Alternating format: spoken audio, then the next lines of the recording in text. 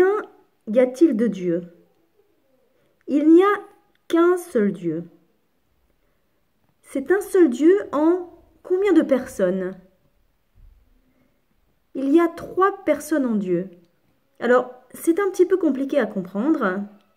Nous allons essayer de l'expliquer même si cela reste inaccessible pour nos esprits humains. Regardez ce triangle. Vous voyez, il y a 3 côtés. 3 côtés égaux, 3 angles égaux. Pourtant, il n'y a qu'un triangle. Eh bien, Dieu, c'est la même chose. Il y a 3 personnes en Dieu. Le Père, le Fils et le Saint-Esprit, qui ne forment qu'un seul Dieu. Ces 3 personnes, le Père, le Fils et le Saint-Esprit, sont constamment ensemble. Elles ne se séparent jamais. Elles sont égales en toutes choses. Pourtant, elles sont distinctes. Parmi ces 3 personnes, il y en a une seule qui a pris un corps.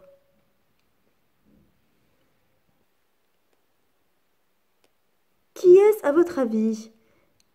C'est Dieu le Fils, qui a pris un corps dans le sein de la Vierge Marie et a pris le nom de Jésus. Ici, vous le voyez enfant, à la crèche.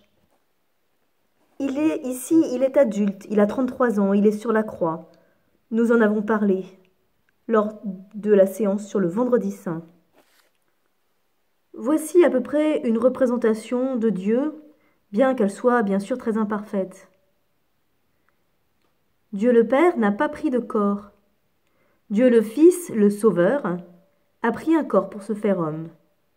Et Dieu le Saint-Esprit n'a pas pris de corps. Néanmoins, parfois dans la Bible, ils peuvent apparaître sous une apparence pour bien montrer qu'ils sont là, mais ils n'ont pas de corps. Par exemple, le Saint-Esprit apparaît sous la forme d'une colombe lors du baptême de Jésus, ou encore sous forme de langue de feu lors de la Pentecôte.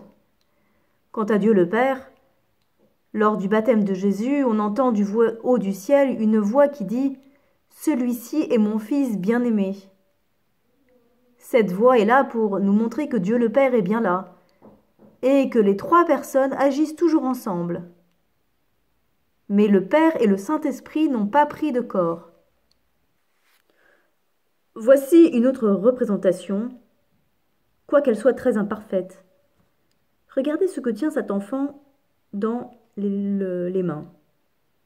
Il tient un trèfle. Vous en avez sûrement tous déjà vu dans les champs. Un trèfle, hormis les très rares trèfles à 4 feuilles, ils sont composés de 3 feuilles en forme de cœur. Eh bien, il y a combien y a-t-il de cœurs? Il y en a 3. Mais combien y a-t-il de trèfles en tout? Il n'y en a qu'un. 3 cœurs, un seul trèfle. Tout cela est bien compliqué pour nous à comprendre. Regardez cette image. Vous voyez 2 verres. Il y a un grand verre et un petit verre. Et imaginons que l'on veuille transférer toute l'eau que contient le grand verre dans le petit verre. Que va-t-il se passer, à votre avis? Le verre déborde, il y en a plein la table. Et pourquoi, à votre avis? Parce que le petit verre ne peut vraiment pas contenir tout ce que le grand verre contient. Eh bien, c'est pareil avec Dieu. L'intelligence de Dieu est très grande. Et nous, nous sommes si petits. Donc, nous ne pouvons pas tout comprendre. Il y a des choses qui existent, de fait, on sait qu'elles existent, mais on ne peut pas précisément tout comprendre, tout expliquer. Et cela s'appelle un mystère. Le mystère d'un seul Dieu en 3 personnes s'appelle la Trinité. Dans la nature, les mystères existent également. Regardez, là, sur cette image. Vous voyez quelqu'un qui sème du blé. Là, il y a une moissonneuse-batteuse. Enfin, je ne suis pas spécialiste, mais ça y ressemble. Et puis là, il y a un grain de blé. Il faut savoir que pour que le grain de blé pousse, il faut une toute petite graine Et puis surtout, elle va pourrir avant de grandir et de donner ce très bel épi de blé qui va donner à son tour de nombreuses graines pour faire de la farine. Alors comment pouvons-nous expliquer que ce petit grain de blé qui va pourrir va donner ce superbe épi de blé? Eh bien non, nous ne pouvons pas l'expliquer. Nous savons que ça existe, nous savons que c'est le cas, mais nous ne pouvons pas expliquer pourquoi. Comment expliquer aussi qu'un noyau, par exemple, d'abricot, si on le plante en terre, va donner un superbe arbre? On sait que ça existe, mais on ne peut pas l'expliquer. C'est également un mystère. Eh bien, en religion, pour Dieu, c'est la même chose. Il y a des choses qui existent de fait et qu'on ne peut pas totalement comprendre ou totalement expliquer. Regardez cet enfant. Il est allé se promener avec sa maman. Et quand il rentre, il montre « Maman, regarde la maison. Il y a le feu qui sort de la fumée qui sort de la cheminée. » Et quand il rentre, il s'aperçoit qu'il y a une bonne odeur de soupe. Donc, à votre avis, est-ce que la cheminée s'est mise en route toute seule? Et est-ce que les légumes ont sauté tout seuls dans la casserole pour faire la soupe? Eh bien non, c'était le papa qui était rentré plus tôt et qui avait fait tout cela. Parce que la soupe ne peut pas se faire toute seule.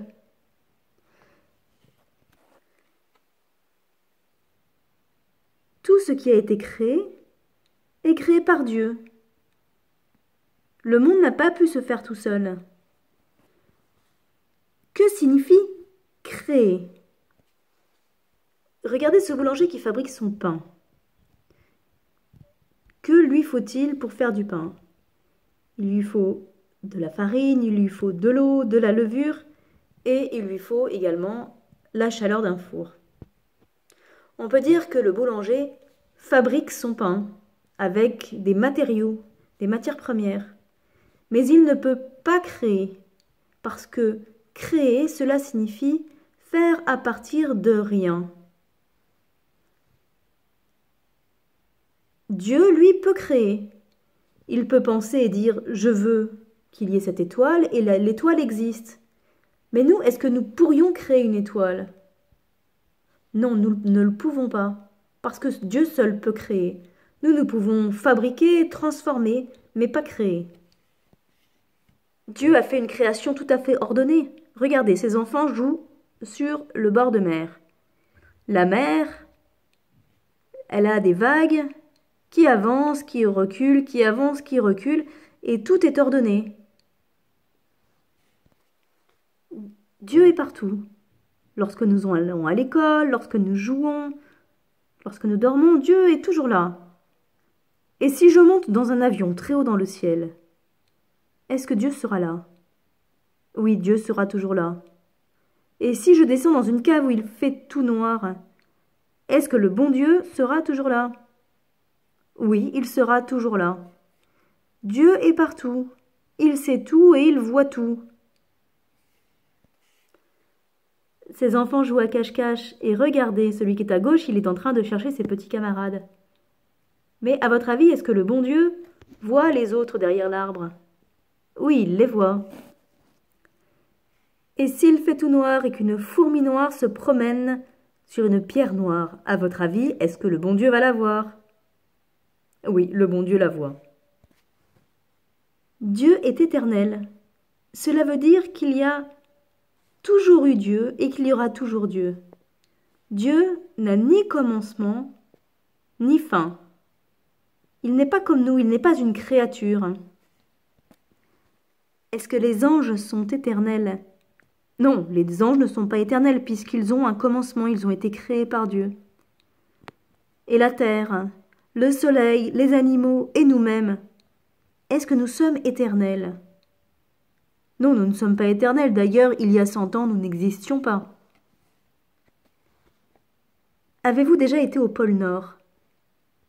Oh, la plupart d'entre nous n'y sommes pas allés.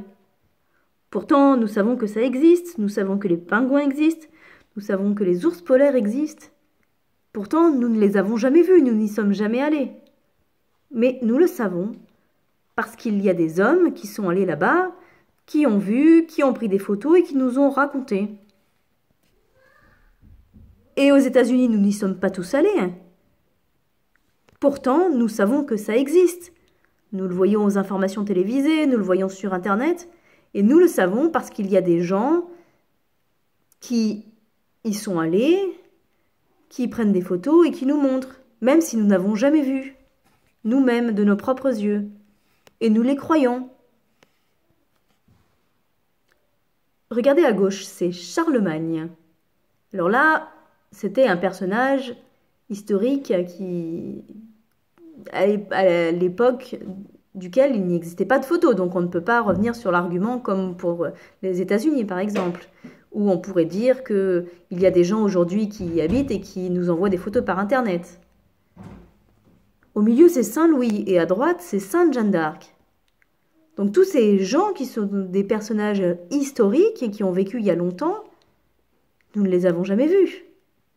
Mais pourtant, nous sommes sûrs qu'ils ont existé. Nous le savons pourquoi.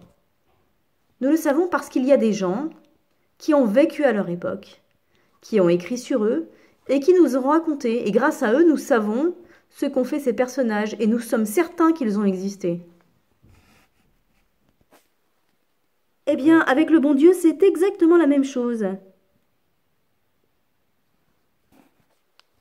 Dans l'Ancien Testament, par exemple, il y a eu des hommes qui ont été particulièrement choisis et qui étaient en conversation avec Dieu. Par exemple, Moïse qui a reçu les tables de la loi. Et Moïse nous a raconté, ainsi que tous ceux qui étaient avec lui et son entourage, ils ont raconté ce que Dieu leur avait dit, ce qu'ils avaient vécu en présence de Dieu. Et cela est consigné dans la Bible. Nous avons encore d'ailleurs quelques preuves historiques de ce qui a pu se passer dans la Bible.